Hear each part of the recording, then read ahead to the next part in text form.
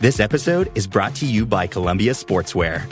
It's snowing again, and that wind chill is killer. But you're not worried about that because you shop the Omni Heat Infinity Collection. It's warmth perfected with tiny gold dots that reflect your body heat inside and protect you from the cold outside. No snow or chilly temps can stop you now. Go out anyway. Shop the Omni Heat Infinity Collection now at Columbia.com/infinity. Need a holiday gift that will keep her sparkling all year long? Right now, Blue Nile, the original online jeweler, is offering 30% off select jewelry. With experts on hand 24/7 to provide guidance, you're sure to find the perfect piece. And now there's even more to love about shopping at BlueNile.com. For a limited time, get 36-month special financing on minimum purchases of $1,000. Restrictions apply. See BlueNile.com for details. That's BlueNile.com. Max, the one to watch for the best in entertainment, now has live sports with the Bleacher Report sports add-on. 5, 4, 3, 2, I let one go. Stream hundreds of select live games from MLB. That's gonna go! NBA, NHL, U.S. Soccer, and NCAA Men's March Madness. We just see what we think we just saw! And it's all included for a limited time with any Max subscription. He got him! After the promo period, add it for $9.99 a month. Base subscription required. Serie A Chronicles is a Serie A Chronicles production.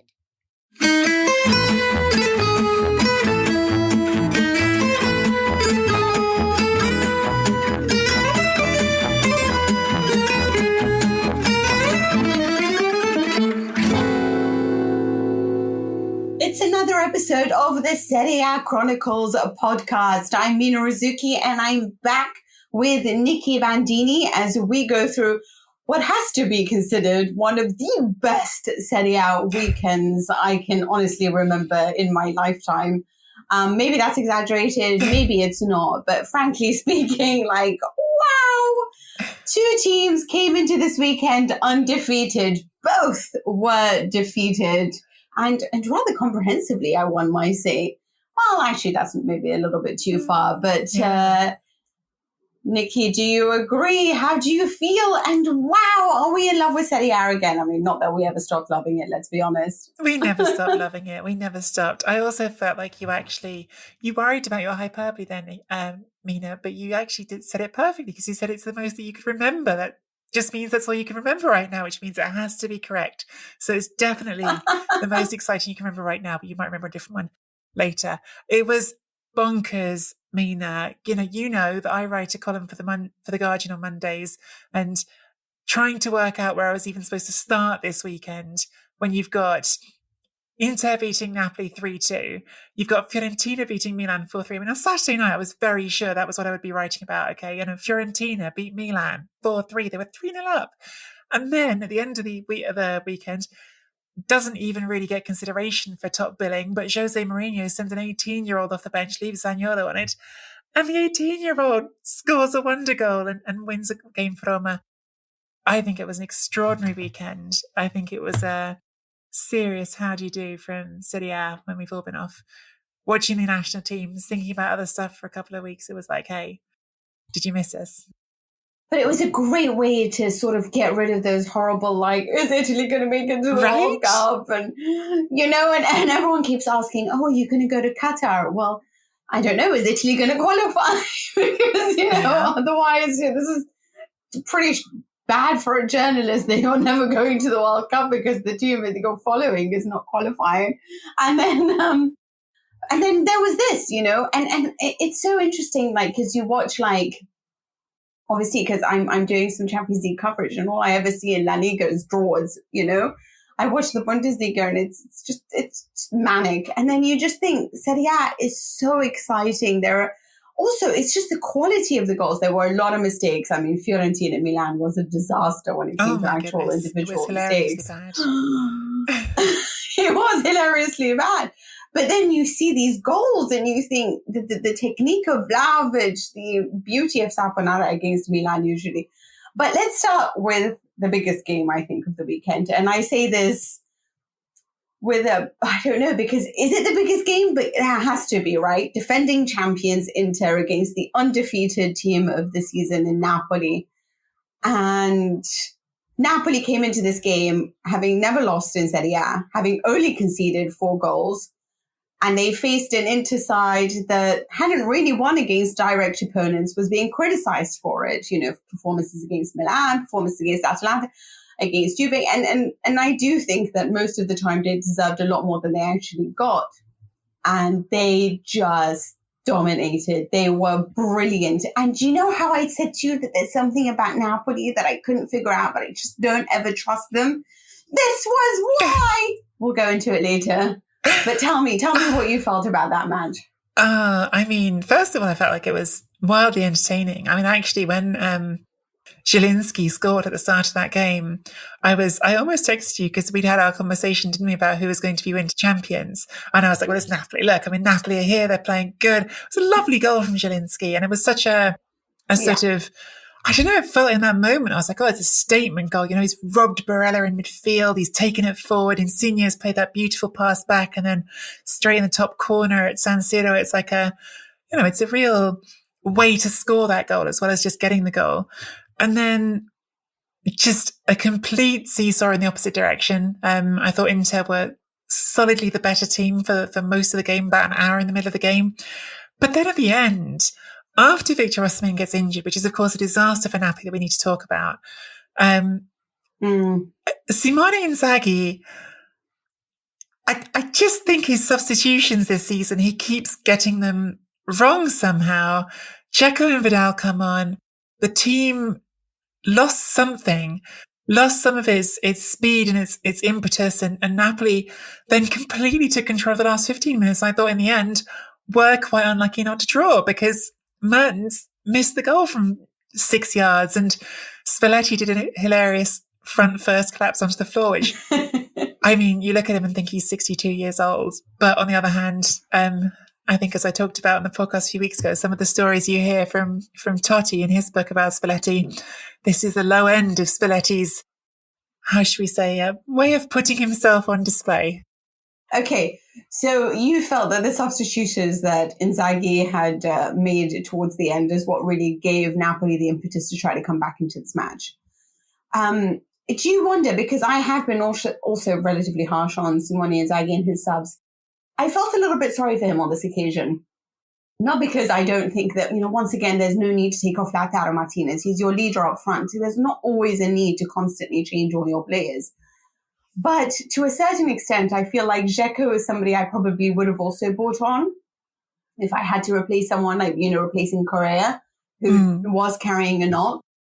Do you think that the clash of heads obviously had impacted the way that he could perform, Vidal, just after what he did for Chile, honestly, I would probably not play him for the next month, just as punishment for that, And once again, he comes and does something so stupid. This player really drives me crazy.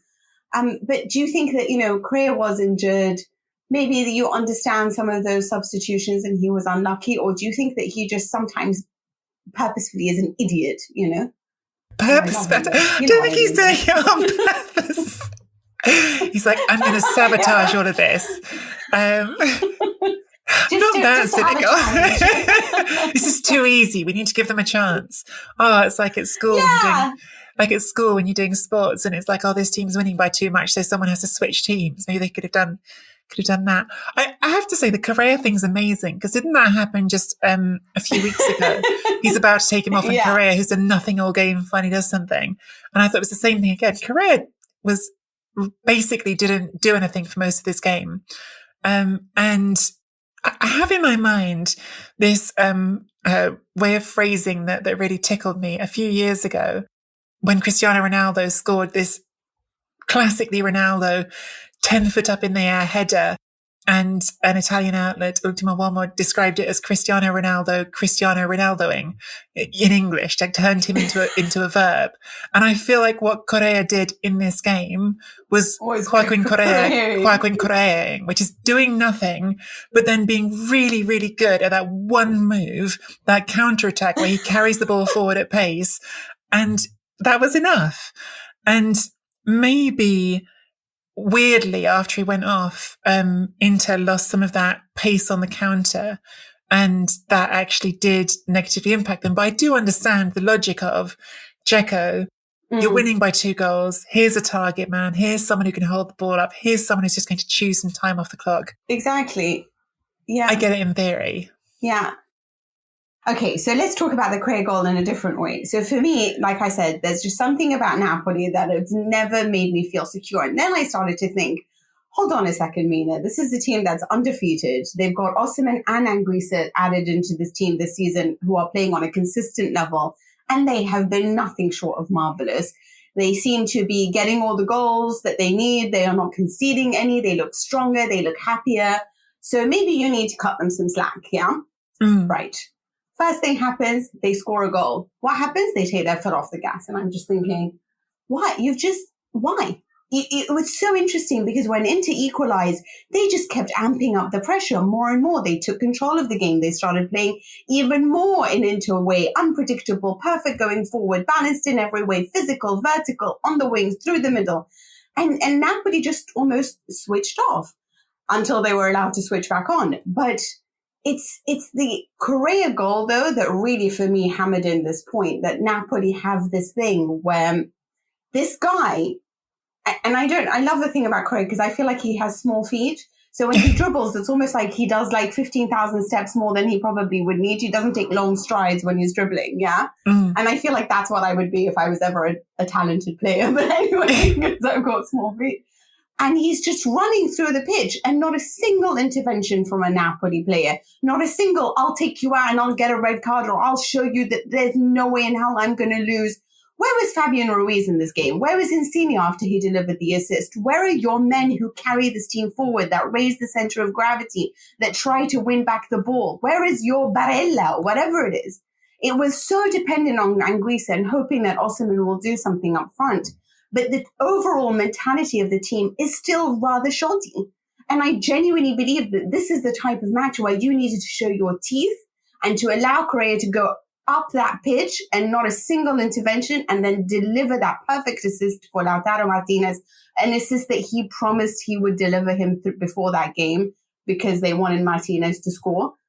Where is Napoli? And this is, for me, the reason why I struggle to ever put them as Scudetto winners, because until they show me that they can live up to the challenge and actually do or die for the result, the way that Inter can, the way that Milan have showed, the way Juventus were famous for, then for me, I struggle to see them as winners. And I really hope Spalletti can change this. It's funny, isn't it? I honestly, like, if I'm being truthful about my reactions, like if I'm talking about like how my heart feels, seeing Spalletti do that falling onto the pitch face forward, it makes me happy because he's such a character. Like he's such a, I love in football and in life. It's one of the reasons I go on with you so well, I think, Mina, is that I love people who are wholeheartedly themselves.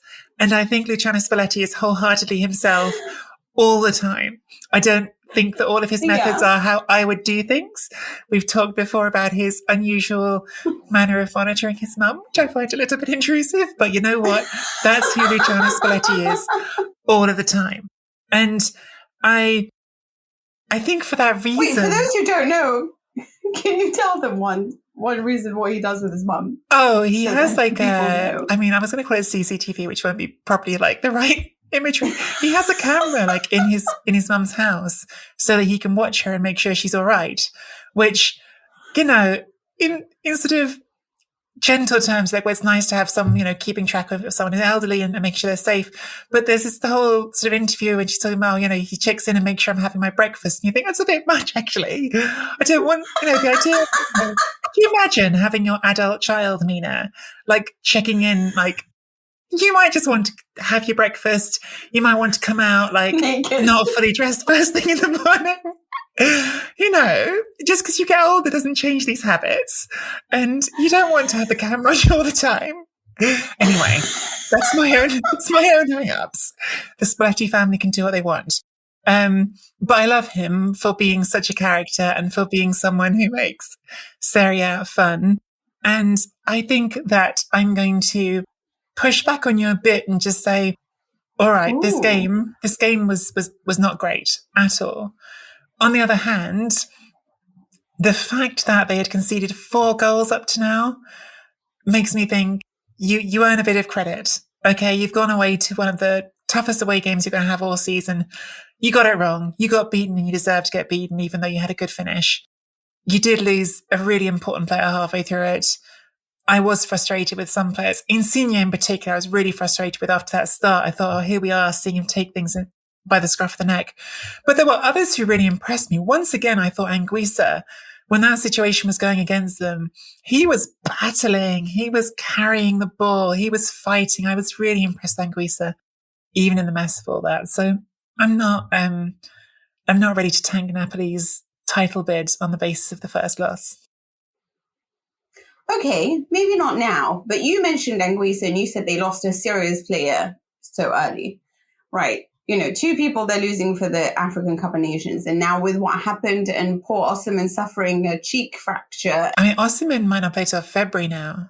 Exactly. So explain to me how you haven't yet discounted Napoli, or why you think this is like, as in maybe this is just a loss and maybe they were just, you know, although for me they showed all the weak mentality that they have become known for. And even Arrigo Sacchi, whose column irritates me beyond all comprehension for Gazzetta dello Sport, as he once again talks about the beauty of the aesthetic. Yeah. Even he said they don't have the mentality. And maybe this was the kind of game that they needed. Maybe that they can learn lessons from it going forward. But without Anguissa for a month and now potentially without Osimhen for 2 months, should we be worried? I would love so much to get you and Sacchi in a room. The problem is I don't think he speaks English. And I don't know if you'd feel confident doing that in Italian, but I would love it. I would love to have you two going head to head on all the topics. I would just sit there with some popcorn and enjoy it. Listen. Well, he's, you know, he would hold his corner. He's as you say, he's the strongly opinionated man who I often disagree with as well. So here's my thinking about Napoli. I don't have all the answers. Osimhen is a huge loss. He's the top scorer. He's brilliant. We've talked about him loads.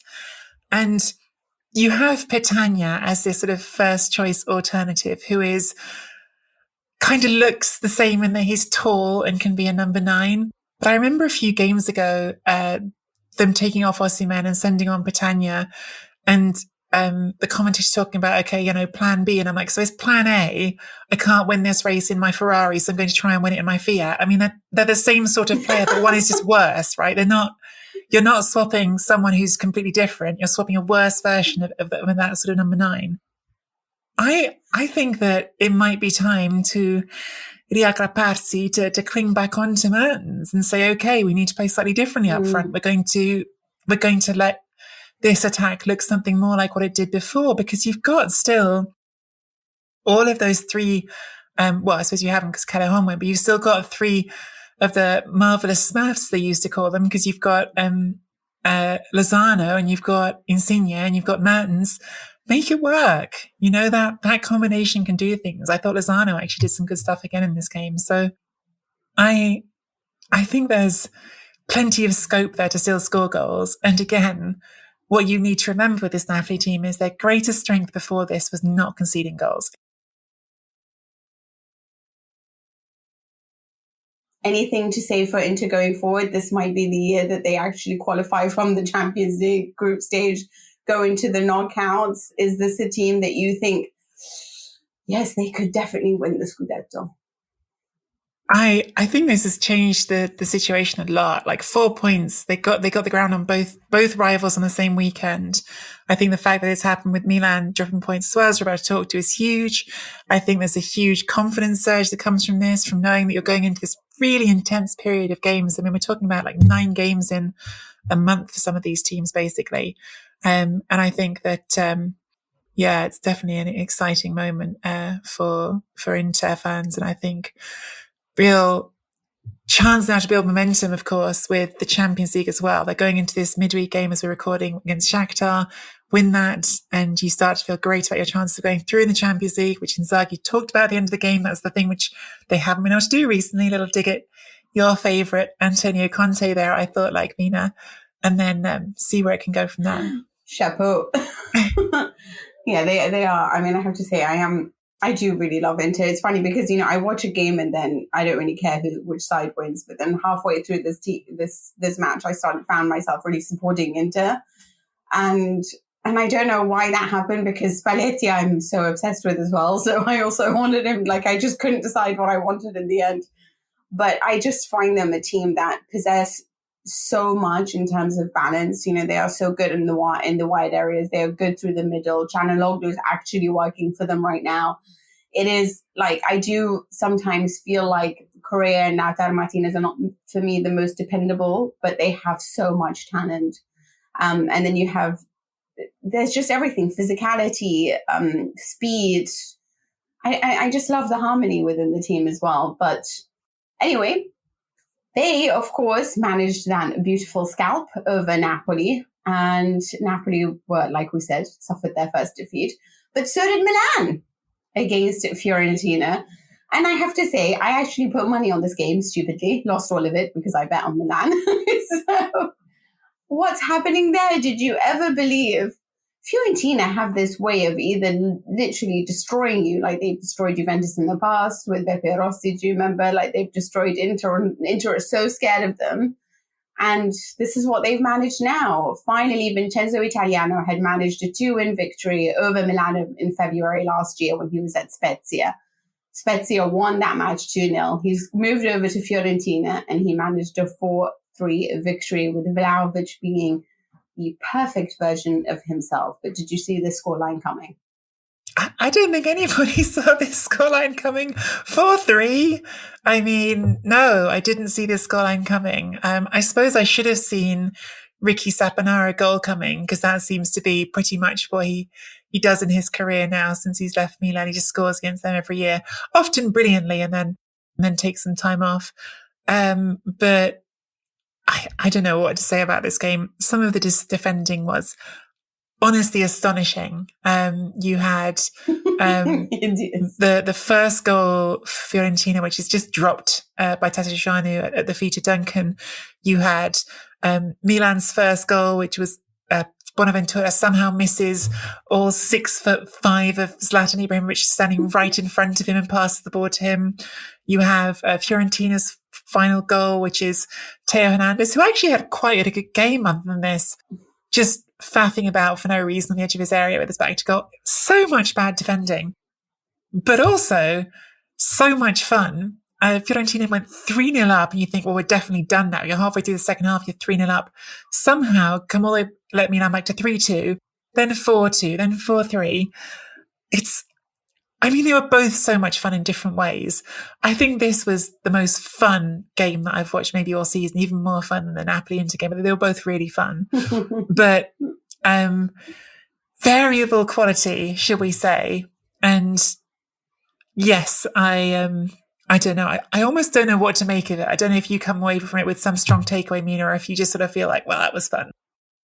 What worries me with Milan is that when they do face sides that are so offensively minded and quite gung-ho in their approach, like they have faced in Champions League more, they seem to really suffer.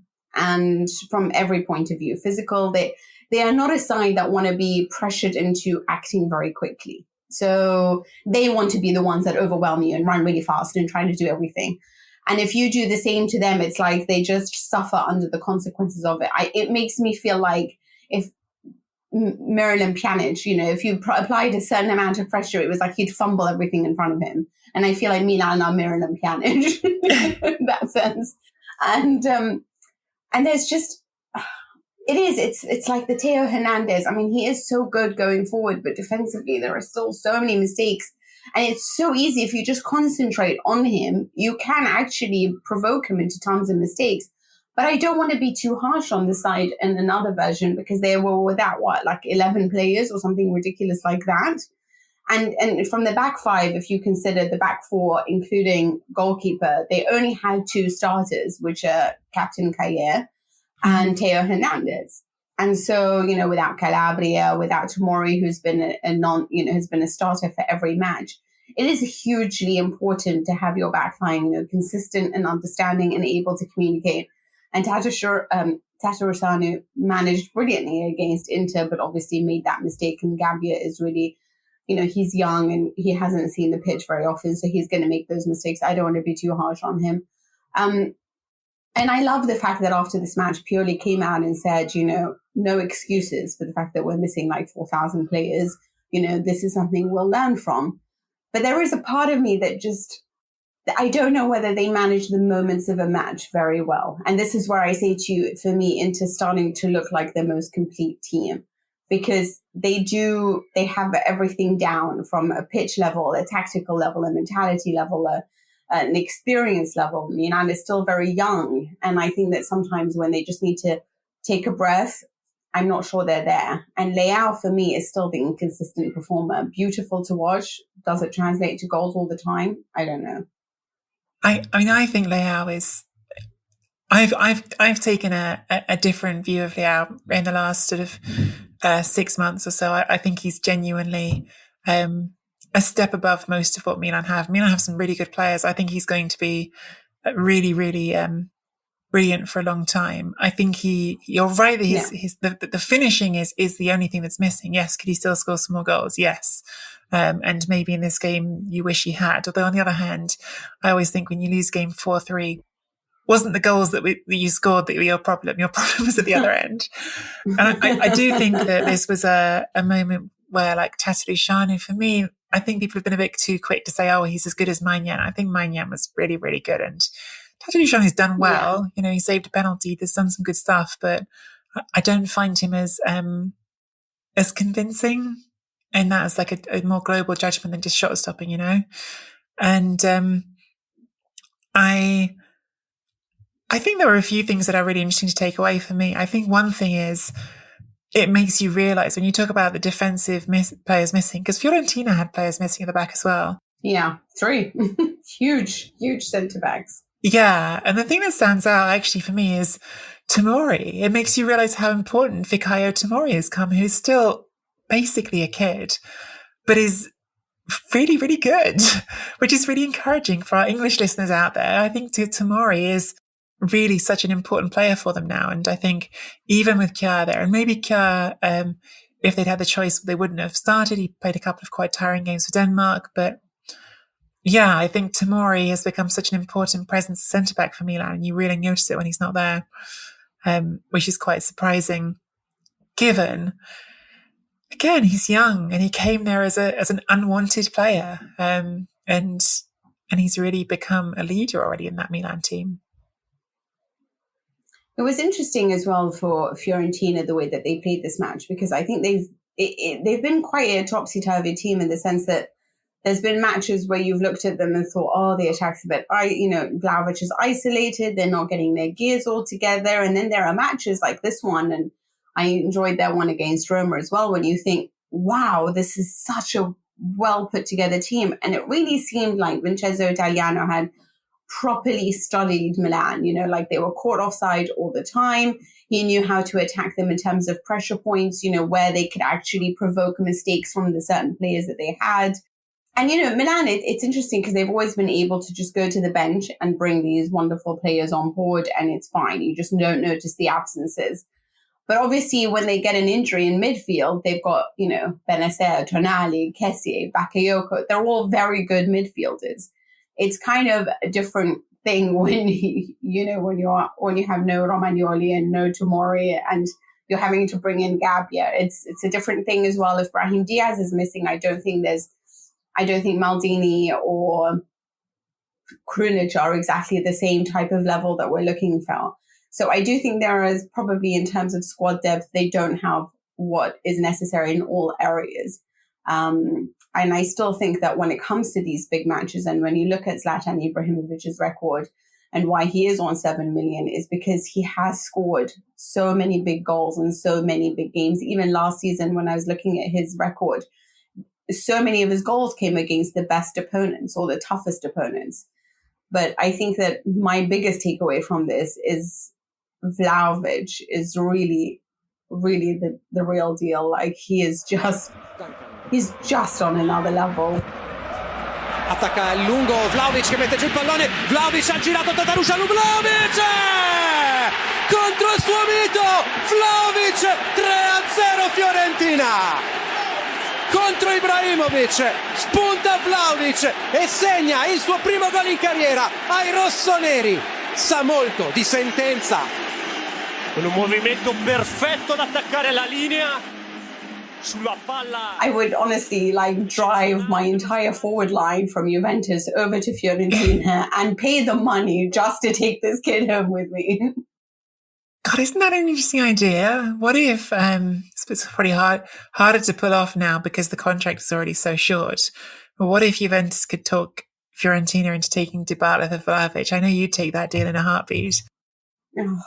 I mean, I would give them money on top of it. It's like it's not even part of the exchange. It's just an extra, it's like when you buy a new fridge and you pay an extra £10 for them to take away your old fridge. That's what you're saying. Dybala, it's your old discarded fridge. That's what you're saying. I'm just trying to put what you're saying to me, Mina, into concrete terms. Is that what you're saying? Into terrible terms. Now he's an old fridge that I got to get rid of. You can tell I just moved house, can't you? You can tell I just moved house because these are the things I'm thinking of. No, basically, I'm giving them money because they're going to need a lot of it because of his injuries, Like the poor guy, I mean, it must be really horrible for him. But another injury might just give me Vlahović, Vlahović is really, really, you're right. He's special. I mean, he scored 10 goals already this season in 13 games. That puts him joint top with Ciro Immobile in the scoring charts. He scored 27 goals in this calendar year, which is now level with Kurt Hamrin as Fiorentina's best ever calendar year for a player. He's 21 years old. He doesn't look 21, does he? When you look at him, you're like, that's an adult man, which not all 21-year-olds look like. No, you're absolutely right. Although Donnarumma never looked like he was a kid either. True. Yeah. He's good. But I mean, I did enjoy his little interview in which he said, Vincenzo Italiano is just always very angry. And when he's angry, he calls me Dušan. And I'm just thinking in my head like that, you must be called Dušan a lot because that man is always angry. But I do love the relationship they seem to have as well. And I feel like they're extracting the best out of Vlahović with Italiano at the helm. Although I honestly speaking, with the way that he plays and the way that he trains, I think that he'll be a success wherever he goes. He's one of the most reliable, as in if I'm putting money on something, I trust him and I trust Osimhen. Yeah, I think there was an interesting sort of just contrast that came into my head actually during this game because of Ricky Saponara. And I'm not suggesting that Saponara was ever the talent that Vlahović is, but Saponara technically is a reasonably rare footballer. He can do things that a lot of footballers can't do. And then you listen to Italiano at the end of the game and Italiano says, Ricky's interesting because you have to basically find the way to push his buttons. You have to find the things that stimulate him and you have to keep doing it. You have to always keep finding those ways to do it. Be on him. Whereas Vlahović, I just think is absolutely in his own head, hell-bent on becoming special. He wants to go and be an elite footballer playing for one of the best clubs in Europe. It's why he won't sign a new contract because he's determined to go on and become really big. And you need both, right? You have to have talent. You can't just be anyone and do that and become one of the best. But he has got that second thing that you need of being really intensely driven, I think. And I think it matters quite a lot if you're going to take that last step. I know that obviously we know that Kylian Mbappe has won a World Cup and he is probably the best youngster in the world. And well, I mean, Haaland is alongside him as well, scoring nonstop for Borussia Dortmund. But can Vlahović be mentioned in the same bracket as Haaland? If he was at Borussia Dortmund, would you not imagine him scoring just as many goals as potentially? Obviously, Haaland has proved himself now in every way in the Champions League as well. So that is something that we haven't yet tested Vlahović. But I mean, seeing the way that he trains, seeing how everyone talks about him, from his coach to everyone around him, really, his teammates, Ibrahimovic even, this kid is very, very, very special. Is there a potential that, we're all so concerned with what's happening with Mbappe and Haaland, but could this guy be the third guy that joins them in that pantheon of the gods, I think in that age group, so I put Mbappe in, I guess, a different pocket in my brain because he's a wide forward, or at least he plays there mostly at the moment. Whereas Haaland is another number 9, right? So Haaland and Vlahović, you can draw quite a direct sort of comparison between. And I think you've nailed it. I mean, like Vlahović, the only thing he's missing for me to put him alongside Haaland is that Haaland has played those Champions League games. So I'm excited to see when Vlahović gets that chance, how he does. But I think domestically, what he's done is already extraordinary. And probably there's two things that have stopped him from being acknowledged on that level, which is the biggest one is the Champions League and not playing in it. And the second one is even just, I guess, a step before that. He plays for a club who haven't even played in Europe the last 5 years. In Germany, Dortmund are pretty much the number two, not every year, but certainly in terms of status, they're number two to Bayern Munich.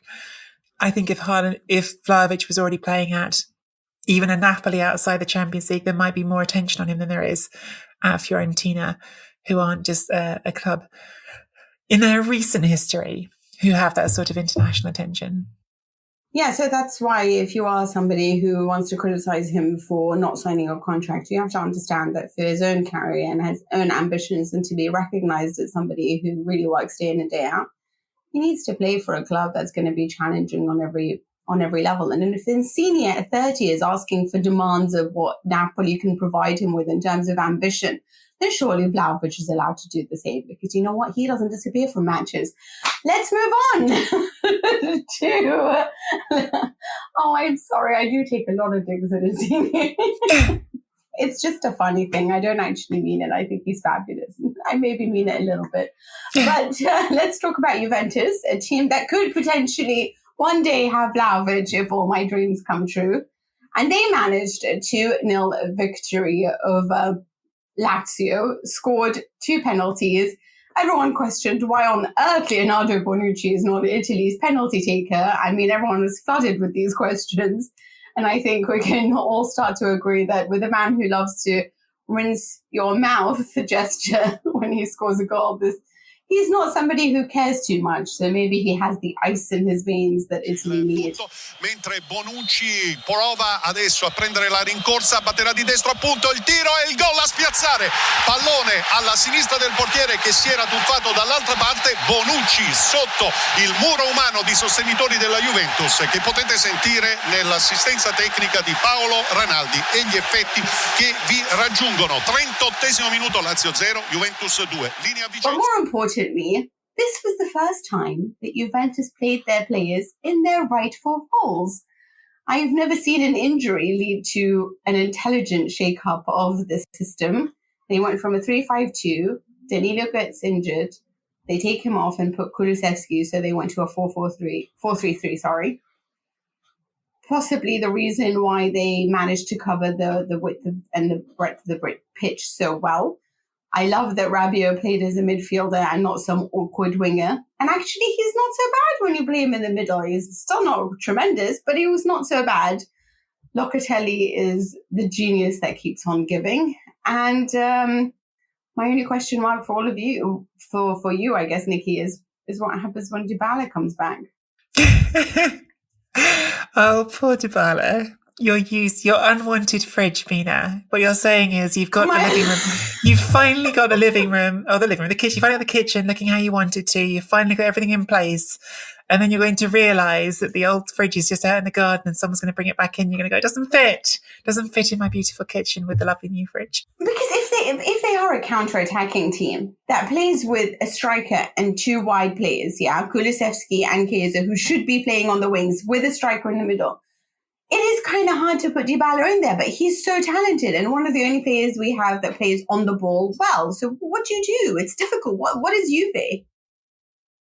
Yeah, I don't know, Mina. I think we've talked about it so many times, but I think in the end, Juventus' problem is several years of a recruitment policy that didn't make sense. Like for several years, the recruitment policy was like, oh, you're interesting, you're available on a free transfer, let's sign you. And so the pieces don't fit together.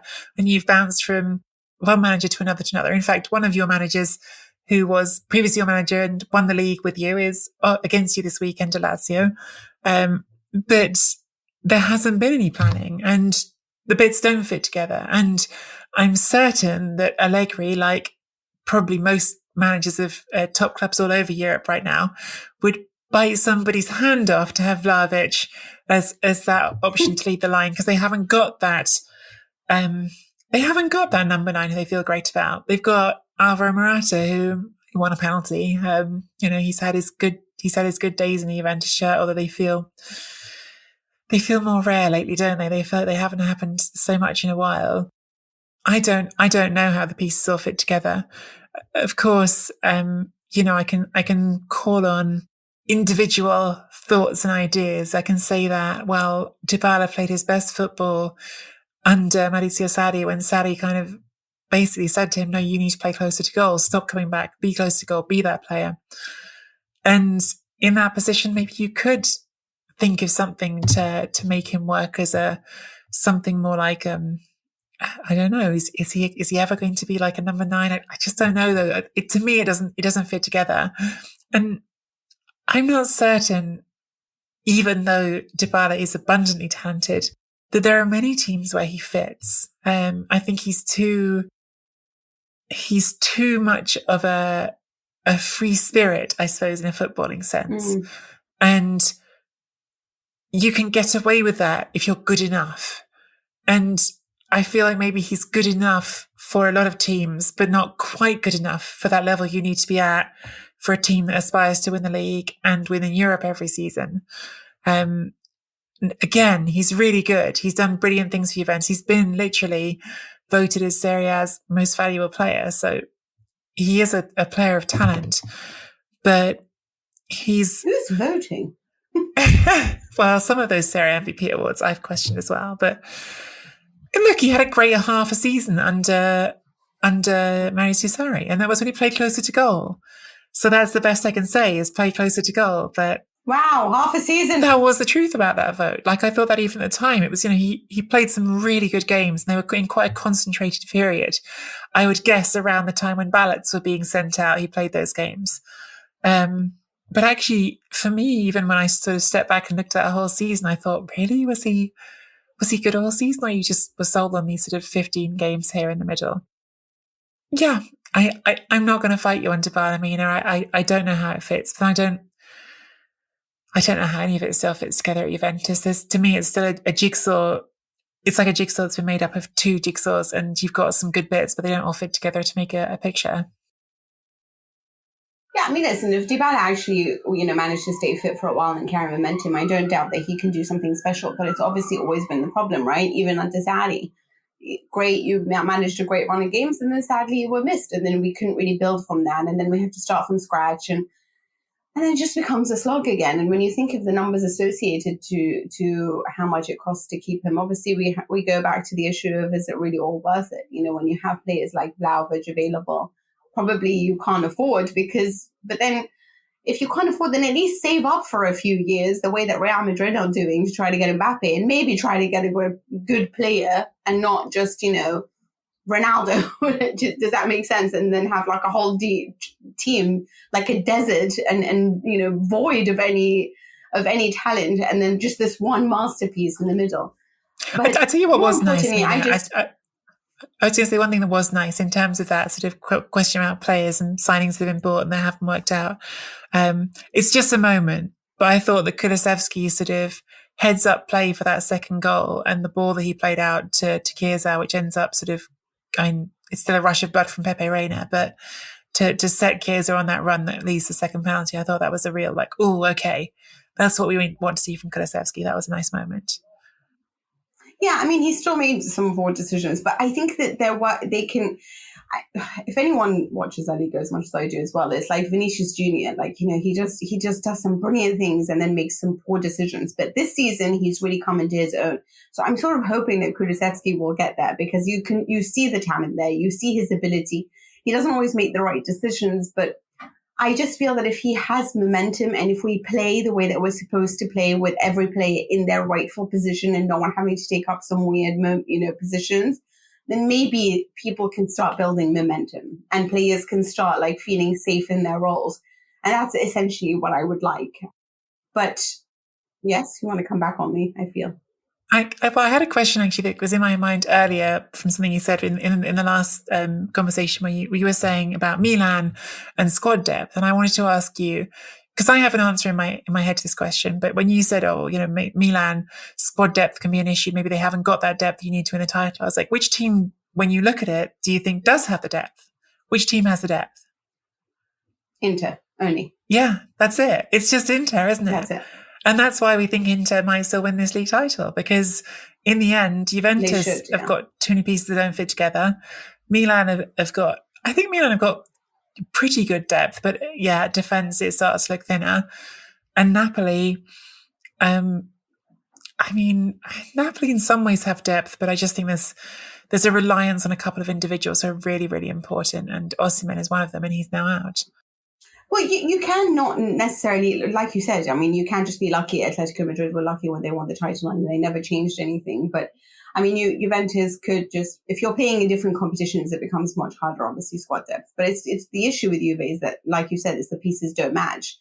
But it's Lazio, right? When we talk about squad depth, who is their alternative to Ciro Immobile? Take him out of the team and you basically have a very, very bland Lazio that don't score goals.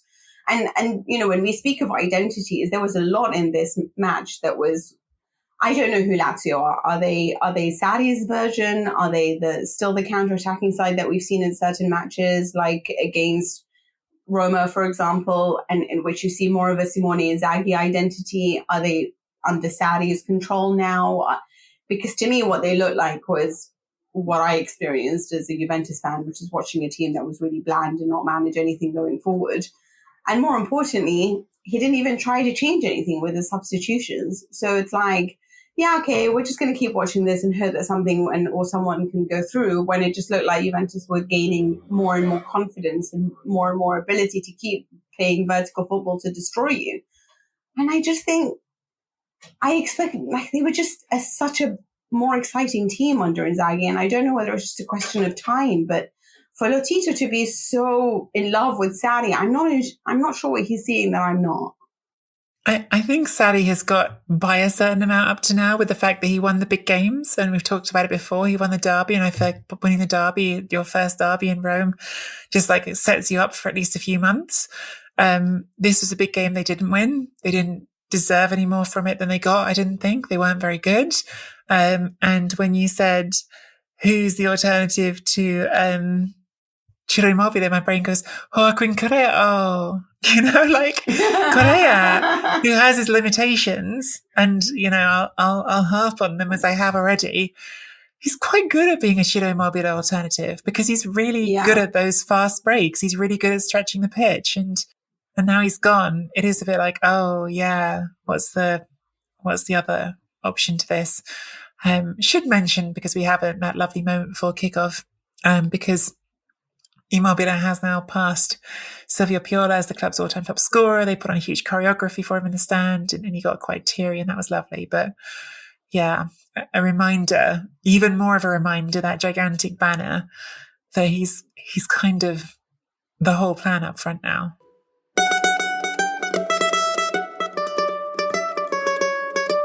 Okay, so we've wrapped up all the big games. I think the one that I really think that we should talk about is, of course, Genoa versus Roma, for the reason that this is Shevchenko versus his old coach in Jose Mourinho. Genoa, we know, have had a torrid time under Ballardini. Preziosi, the old Genoa owner, used to say, he was a terrible coach, and yet continues to hire him over and over again. And so he's very good at rescuing a team, just not very good at starting it off.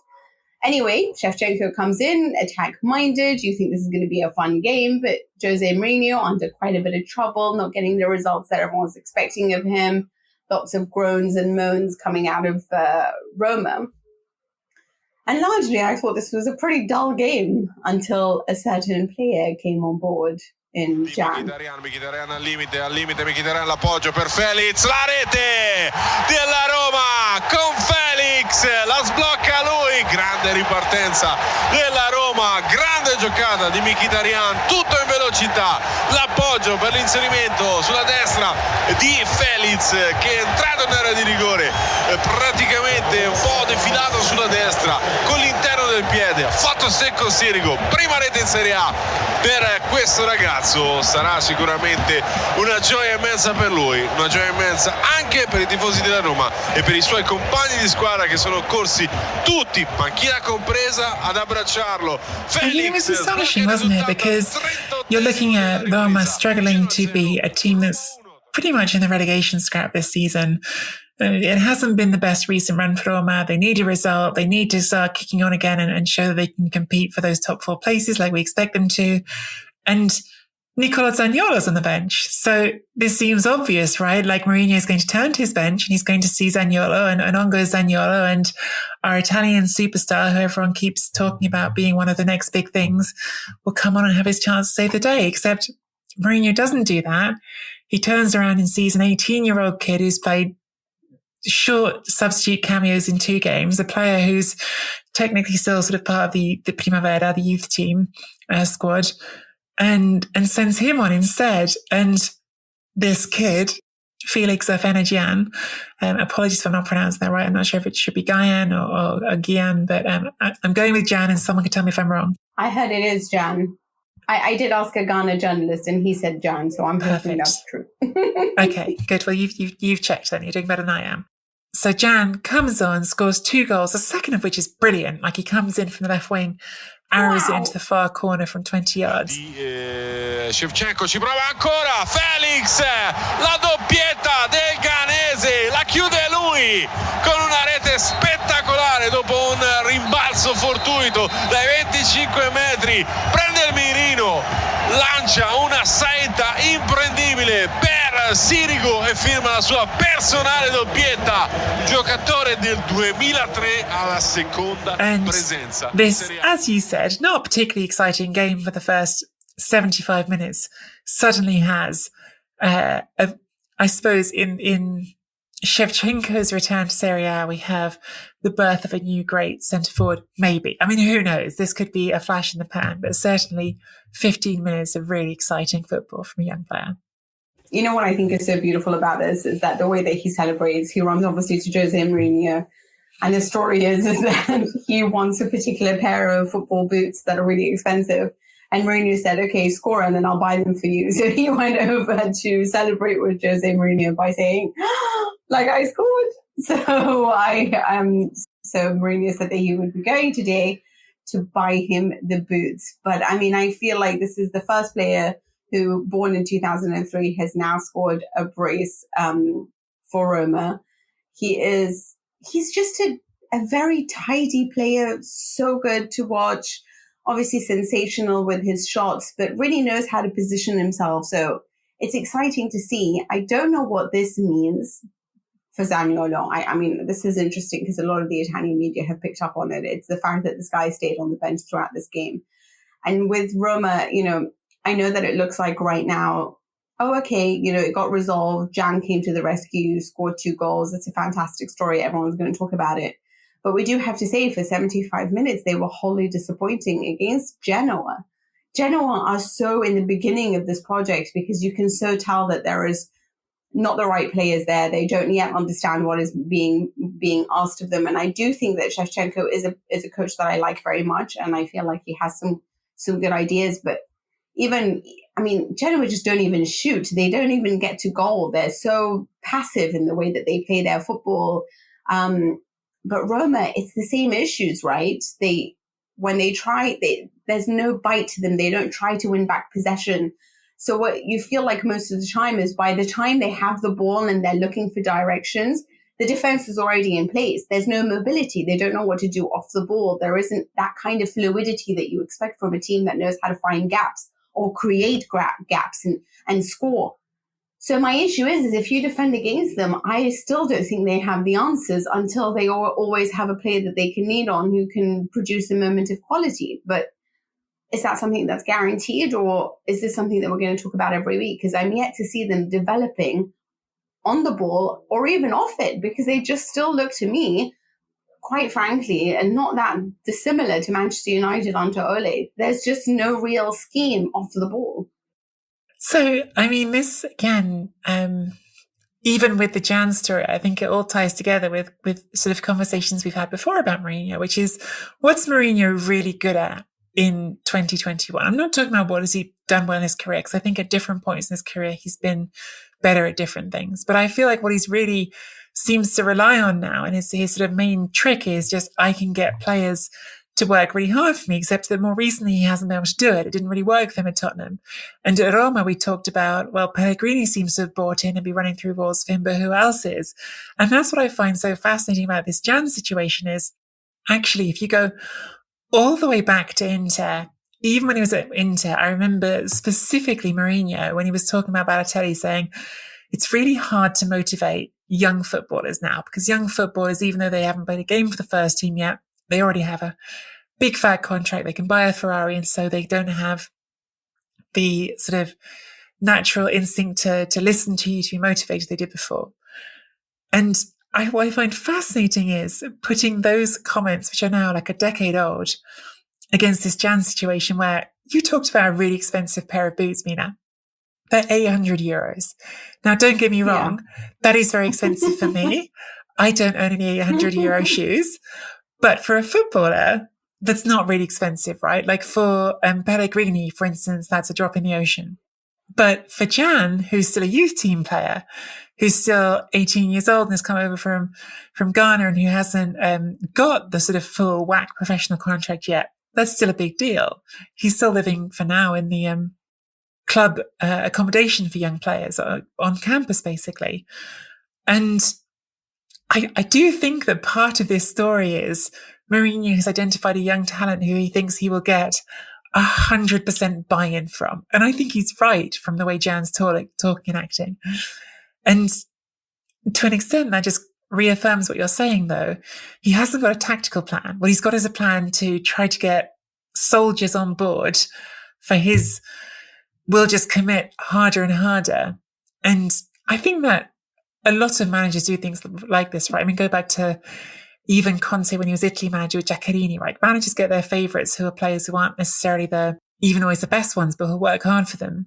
But I don't see the tactical evolution from Roma. To actually answer your question, I don't see it, and I don't know when it's coming. I think Mourinho's plan still seems to be, to me, we just have to want it. We just have to work more, which I'm not sure really cuts it at the highest level of football.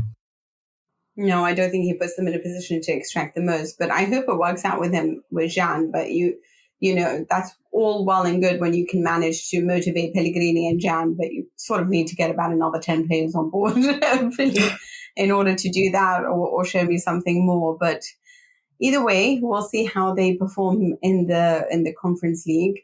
Atalanta have obviously another Champions League game, and they did a terrific job against Spezia. They look like it's all starting to come to plan when it comes to them playing at home. They've been so much better away from home, but that performance was, Pasalic and Zufan Zapata, rather extraordinary. Any other games stuck out for you? No, I mean, that game was obviously another 7-goal game in Serie A, the Atalanta one, and really big game coming up for them in Europe, away to Young Boys, obviously on the artificial pitch out there, which I know a lot of people aren't thrilled about. They need to win it. The way the group is set up right now, they need to win that game and put themselves in position to go through on the final day. I think other games are set out for me this weekend. Venezia winning again. David Okereke is one of those players who's week to week sort of catching my eye a little bit more. And I think, it's harder to score goals on a team that is not dominant, right? Like it's much easier to score lots of goals if you're playing for Inter or for Milan or for Napoli than it is to score goals for Venezia. So even though his goals aren't leaping off in terms of numbers just yet, I feel like he's really taking advantage of what he's getting, and he's playing well. So another one to keep your eye on, maybe. Yeah, for sure. Actually, that's a great point. But also, I'm quite impressed with what Zanetti's managing to do at Venezia. They look like they are such a nicely organized side, and it's so hard to penetrate them from a defensive point of view, because they're strong defensively and they have, like Okereke, options up front.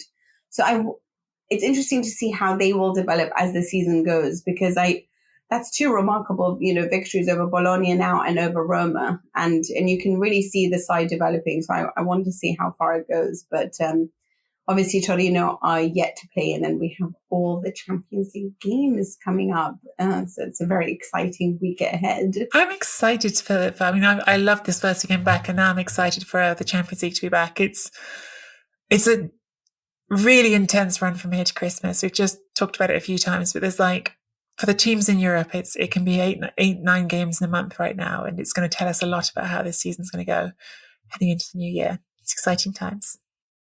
Yeah, and their squad depth will defeat us all. Maybe. All right, gang, I think that does it for an incredible week in Serie A. I hope you enjoyed it as much as we did, because honestly, I was bouncing off the walls at times this weekend. It was that's a bad expression. That's something when you do when you're bored. I was having a great time, is what I was trying to say.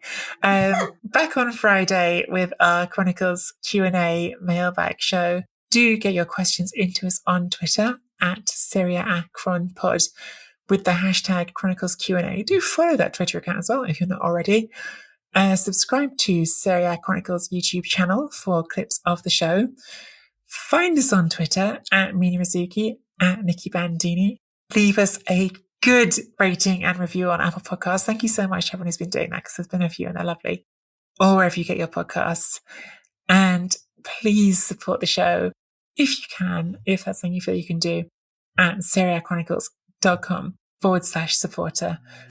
We'll see you again on Friday.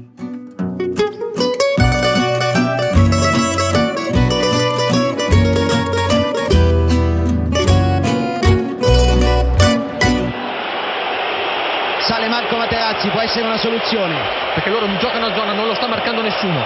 Palla tagliata, sale Materazzi, Marco! Materazzi! 1-0! Lo anticipate, non lo stavano marcando nessuno, loro giocano a zona, rimangono tutti in linea, e se tu permetti a Materazzi di arrivare, di staccare così, è immarcabile. Materazzi, che nell'Inter non riusciva a trovare gol in queste stagioni, trova il gol più importante della carriera in un momento decisivo. Solo sale e non lo prende nessuno. Provano a fare veramente il forcing finale i giocatori della Repubblica Ceca. Abbiamo ripreso palla e allora la possibilità di contropiede, posizione regolare. Inzaghi, super!